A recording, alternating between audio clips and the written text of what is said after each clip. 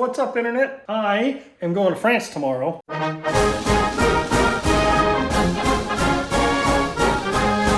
And I'm going around for 10 days, but I only want to put everything I need in here. So I'm going to show you what I got. I got like 5 pairs of socks, 1 pair of shorts, about 5 t-shirts, 1 kind of fancy shirt because I might want to go to the casino, and toiletries.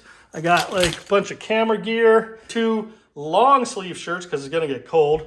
Got a rain jacket, and I got a hoodie to keep me warm, and I got some track pants to keep me warm. And then that's going to be my outfit for the plane. So that's it. That's all I'm bringing, and it's all going to fit in this 1 sack. Watch me pack it.